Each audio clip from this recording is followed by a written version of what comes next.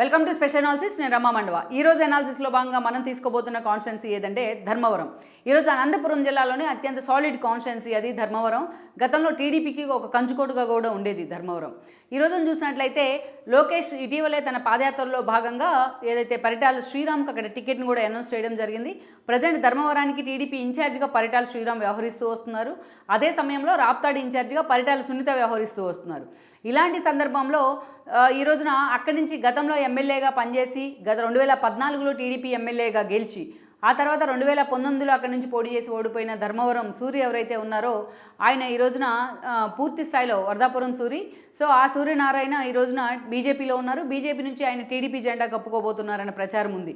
మరి ఆయన టీడీపీ జెండా కప్పుకుంటే ఈరోజు ధర్మవరం టికెట్ను ఆయనకే కేటాయించే అవకాశాలు ఉన్నాయన్న చర్చ కూడా ఉంది ఒకవైపు.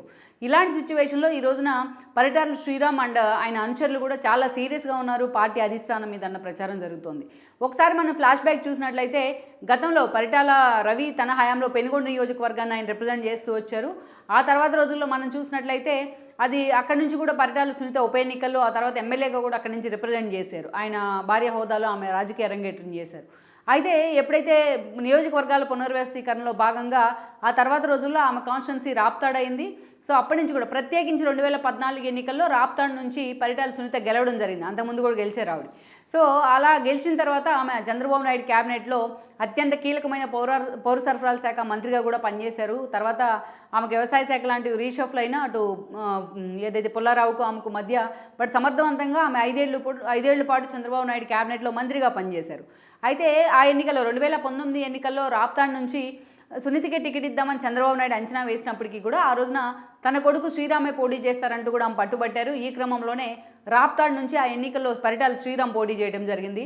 ధర్మవరం నుంచి 2014 నుంచి ఎమ్మెల్యేగా ఉన్న సూర్యుని అక్కడి నుంచి పోటీ చేశారు. సో ఆ సమయంలో పరిటాల శ్రీరామ్ తల్లి ప్రచార బాధ్యతలను కూడా తన భుజానే వేసుకున్నారు. ఆమె తరపున ఆ స్థాయిలో పూర్తి స్థాయిలో ఆ రోజున సునీత తన కొడుకు బాధ్యతలను తన భుజాన్ని వేసుకున్నారు. ఆ స్థాయిలో కొడుకు కోసం ప్రచారం చేశారు. అయితే రాష్ట్ర వ్యాప్తంగా ఇచ్చిన జగన్మోహన్ రెడ్డి వేవ్లో అనంతపురం జిల్లాలో కూడా టీడీపీ అల్లకల్లోలమైంది. ఆ రోజు కేవలం అనంతపురంలో 2 స్థానాలను మాత్రమే, ఒకటి హిందూపూర్ అండ్ దెన్ ఒకటి ఉరవకొండను మాత్రమే టీడీపీ గెలుచుకోగలిగింది. అక్కడి నుంచి ఏదైతే రాప్తాడు నుంచి పోటీ చేసిన పరిటాల శ్రీరామ్ కూడా ఓడిపోవడం జరిగింది. ఇక అక్కడి నుంచి తోపుదుర్తి ప్రకాష్ రెడ్డి ఎమ్మెల్యేగా గెలుచున్నారు. అదేవిధంగా ధర్మవరం కూడా ఆ ఫ్యామిలీకి చాలా సాలిడ్ కాన్స్టిట్యున్సీనే. ఆ కాన్స్టిట్యున్సీ నుంచి కేతిరెడ్డి గెలవడం జరిగింది. సో ఇక తాము ఓడిపోయిన దగ్గర నుంచి కూడా కాన్స్టిట్యున్సీల మీద 2 కాన్స్టిట్యున్సీల మీద తల్లి కొడుకులు ఫోకస్ పెట్టారు. రాప్తాడులో ఈరోజు ఇన్ఛార్జిగా సునీత ఉన్నారు. ఆమె రాప్తాడు మొత్తాన్ని కూడా పరిశీలి చేసే ప్రయత్నం చేస్తున్నారు.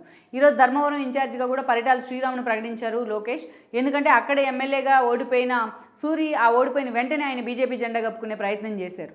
ఇలాంటి పరిస్థితుల్లో సూరి ఇక వచ్చే అవకాశం లేదనే అంచనాలతో ధర్మవరం సీటును పరిటాల శ్రీరామ్కి లోకేష్ అనౌన్స్ చేయడం జరిగింది. ఆయన చాలా రోజులుగా అక్కడ ఇన్ఛార్జి హోదాలో పనిచేస్తూ వస్తున్నారు.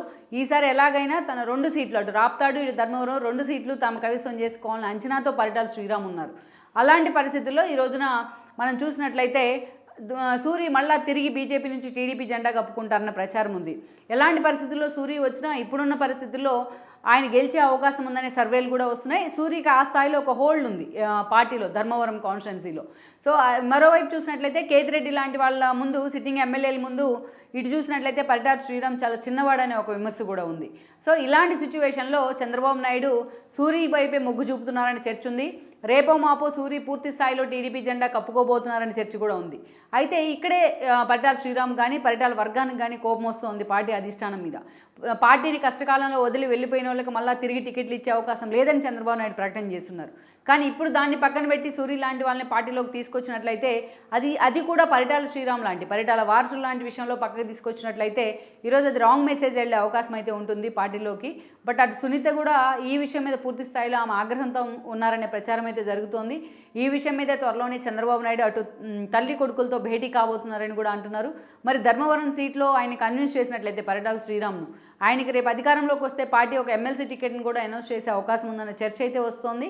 మరి ఈ విషయంలో పరిటాల ఫ్యామిలీ ఎంతవరకు కూడా కన్విన్స్ అవుతుందనే అంశం మనం చూడాల్సి ఉంది. ఈ వీడియో మీకు నచ్చినట్లయితే please share, like and subscribe R24 Telugu.